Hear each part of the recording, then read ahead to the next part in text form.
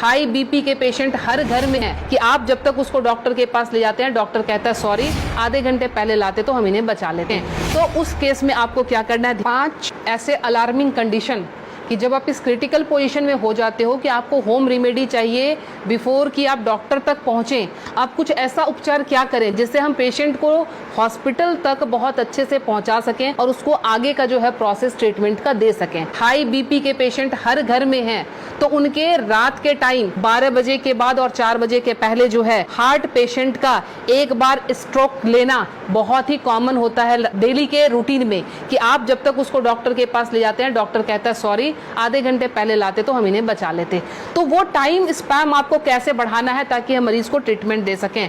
तो उस केस में आपको क्या करना है, ध्यान रखें, ये जो हमारे फिंगर्स के सामने ये नाखून जो मैं पॉइंट कर रही हूँ, इस पॉइंट को आप लोकेट करके ध्यान से देखें, ये हमारे बाइलेटरल है, मतलब दोनों ही हाथों की उंगलियों पे हम इसको इस्तेमाल कर सकते हैं।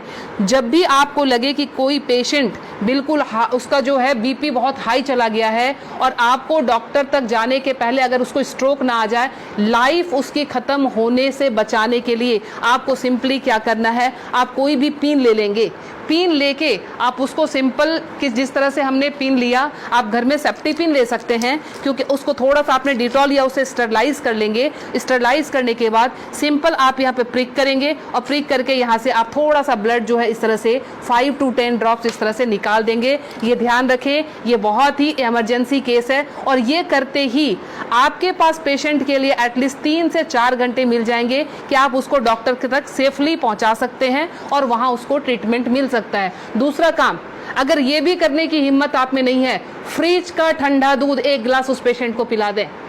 ठंडा दूध पिलाते ही आपके पास ड्यूरेशन बढ़ जाएगी, आप 2 घंटे तक हॉस्पिटल के अंदर उनको लेके आप जा सकते हैं। ध्यान रखें। दूसरी हमारी अलार्मिंग कंडीशन जो होती है वो होती है एसिडिटी की। एसिडिटी समटाइम्स इतना हाई हो जाता है कि रात को सोना मुश्किल, सीने में जलन और भारीपन, उस केस में भी लगता है जैसे हमें हार्ट की प्रॉब्लम आ रही है। उसमें क्या करेंगे उस केस में कि हमने इस पॉइंट को, एसिडिटी के केस में आपने इस पॉइंट को लेना। पॉइंट लोकेट कैसे करेंगे, तो आपने इस तरह से अपने थंब के इस वाले पॉइंट को, फर्स्ट पोर को यहाँ से मेजर कर लेंगे, खोल के यहाँ से मेजर करके आपका जहाँ ये टच हो रहा है यहाँ से आपने इसको प्रेस करना शुरू किया। 20 to 30 टाइम्स इसको आप डीप प्रेस करेंगे।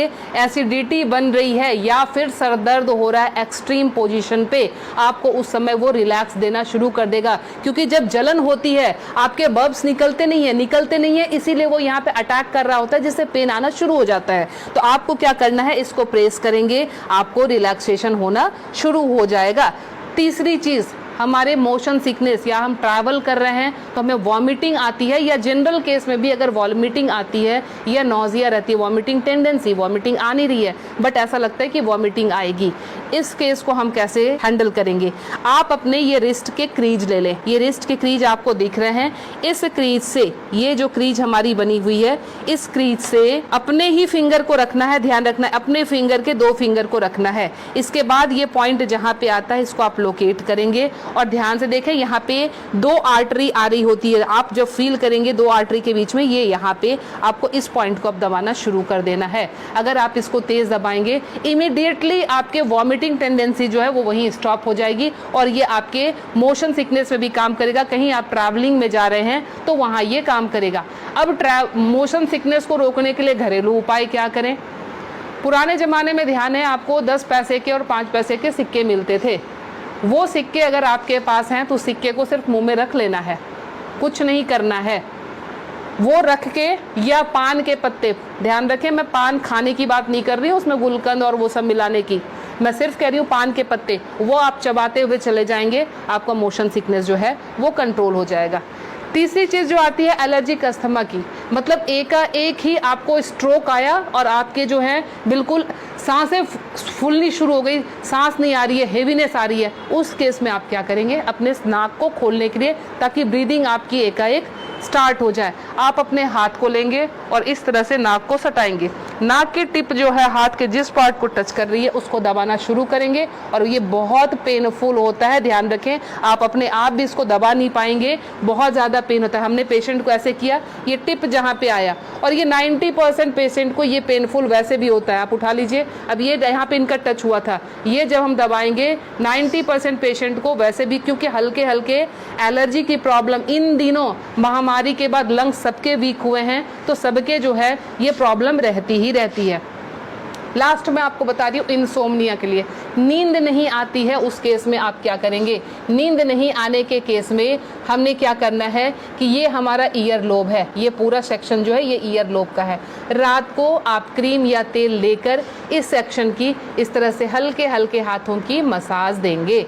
ये हल्के हल्के हाथों की मसाज देंगे, इससे आपको नींद आनी अच्छी शुरू हो जाएगी। साथ में और क्या इंक्लूड करें, हमारा जो टॉप ऑफ द हेड है, बिल्कुल सर का ऊपरी सिरा, यहाँ पे आप टैपिंग करेंगे। टैपिंग करने का मतलब हल्का हल्का आप इसको ठोकते जाएं, ये इसको वाइब्रेट करें। वाइब्रेट करने का मतलब आप यहाँ से जो है एनर्जी हमारे जा रही है नीचे, क्योंकि आपको पता है ये माउंटेन बना हुआ है, यहाँ से एनर्जी का फ्लो शुरू होता है, तो ये एनर्जी जो है पूरी जगह जाएगी और आपको बिल्कुल काम कर देगी, शांत कर देगी। तो ये 5 अलार्मिंग पॉइंट्स आपको हमेशा के लिए याद रखना है। पता नहीं आज आपने देखा, भूल गए, कल आपको जरूरत पड़ जाए, तो इसलिए आप प्लीज़ इसे सेव कर लें, अच्छे से देख लें और समझ जाएं, और अपना ट्रीटमेंट एमरजेंसी केस में ज़रूर कर लें। मैं लीना श्री ज्ञान, naturopathy and alternative therapy expert, नई दिल्ली से। मुझसे मिलने के लिए करनाल प्लस से संपर्क करें।